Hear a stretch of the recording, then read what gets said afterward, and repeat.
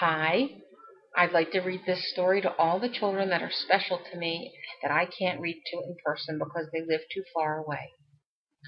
This story is called The Little Engine That Could, and it is by Watty Piper. I got this book out of the library, and so can you. This is a nice picture. No words, but a nice picture. Right? Don't you think? It's the little engine that could. Chug, chug, chug. Puff, puff, puff. Ding dong, ding dong. The little train rumbled over the tracks. She was a happy little train, for she had such a jolly load to carry. Her cars were filled full of good things for boys and girls. There were toy animals, giraffes with long necks, teddy bears with almost no necks at all, and even a baby elephant. Then there were dolls. Dolls with blue eyes and yellow curls, dolls with brown eyes and brown bobbed heads, and the funniest little toy clown you ever saw. And there were cars full of toy engines, airplanes, tops, jackknives, picture puzzles, books, and every kind of thing boys or girls could want.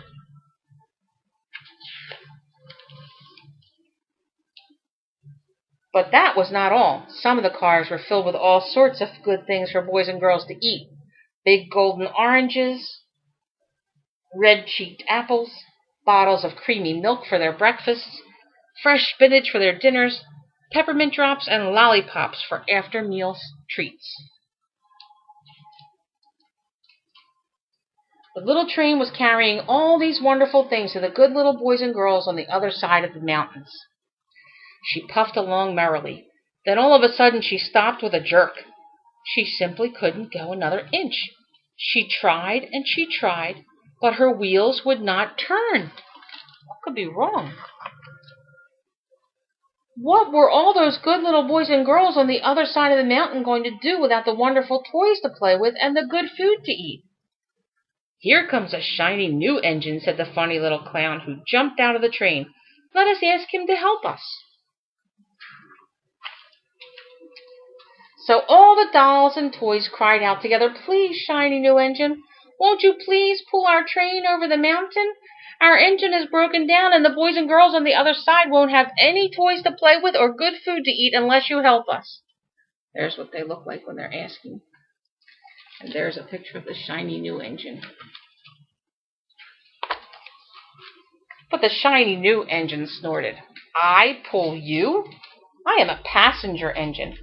I have just carried a fine big train over the mountain with more cars than you ever dreamed of. My train had sleeping cars with comfortable berths, a dining car where waiters bring whatever hungry people want to eat, and parlor cars in which people sit in soft armchairs and look out of big plate glass windows. I pull the likes of you? Indeed not." He was a snobby one, wasn't he? And off he steamed to the roundhouse where engines live when they are not busy. How sad the little train and all the dolls and toys felt.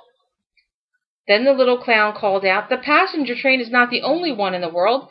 Here is another train coming, a great big strong one. Let us ask him to help us." The little toy clown waved his flag, and the big strong engine came to a stop. "Please, oh please, big engine," cried all the dolls and toys together, "won't you please pull our train over the mountain? Our engine is broken down, and the good little boys and girls on the other side won't have any toys to play with or good food to eat unless you help us." But the big strong engine bellowed, "I am a freight train. I have just pulled a big train loaded with big machines over the mountain. Those machines print books and newspapers for grown-ups to read. I am a very important engine indeed. I won't pull the likes of you." And the freight engine puffed off indignantly to the roundhouse. Indignantly means mad. He was angry. The little train and all the dolls and toys were very sad. "Cheer up," cried the little toy clown. "The freight engine is not the only one in the world. Here comes another. He looks very old and tired, but our train is so little, perhaps he can help us." So the little toy clown waved his flag, and the dingy, rusty old engine stopped. what happens here. Please, kind engine, cried all the dolls and toys together. Won't you please pull our train over the mountain? Our engine has broken down, and the boys and girls on the other side won't have any toys to play with or good food to eat unless you help us. But the rusty old engine sighed. I am so tired. I must rest my weary wheels. I cannot pull even so little a train as yours over the mountain. I cannot. I cannot. I cannot. And off he rumbled to the roundhouse, chugging, I cannot. I cannot. I cannot. Then indeed the little train was very, very sad, and the dolls and the toys were ready to cry. But the little clown called out, Here is another engine coming, a little blue engine, a very little one. Maybe she will help us. The very little engine came chug, chug, chugging merrily along. When she saw the toy clown's flag, she stopped quickly. What is the matter, my friends? She asked kindly. Oh, little blue engine, cried the dolls and toys, will you please pull us over the mountain? Our engine has broken down, and the good boys and girls on the other side won't have any toys to play with or good food to eat unless you help us. Please, please help us, little blue engine.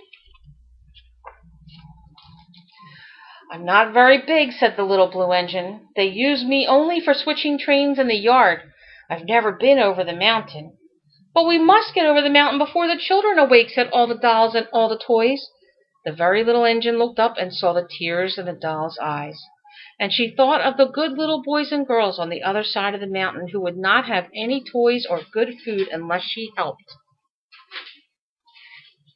Did you see this picture? That's the other side of the mountain. And the sun is just coming up. Then she said, I think I can.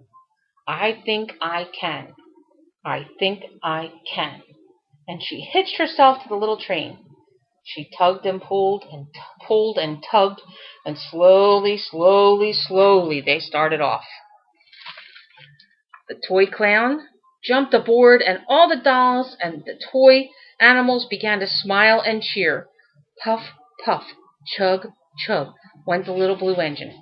I think I can. I think I can. I think I can. I think I can. I think I can. I think I can. I think I can. I think I can. Up, up, up. Faster and faster and faster the little engine climbed until at last they reached the top of the mountain. Down in the valley lay the city. Hooray! Hooray! Cried the funny little clown and all the dolls and toys. The good little boys and girls in the city will be happy because you helped us, kind little blue engine. Oh, there's the sun coming up right behind her. And the little blue engine smiled and seemed to say as she puffed steadily down the mountain, I thought I could. I thought I could. I thought I could. I thought I could. I thought I could. I thought I could. There they are, coming into the valley. And that's the end of the story. And this has been The Little Engine That Could by Watty Piper. And you can tell that this book was written a long time ago, because when they talked about the good things for the children and the toys for the children, they talked about the dolls and the stuffed animals and the toys, the puzzles, books. They didn't talk about video games. They didn't talk about them. There were no video games. There were no DVDs. These are the toys that I played with when I was little. So I hope you enjoyed this book as much as I enjoyed reading it to you. I love you. Bye.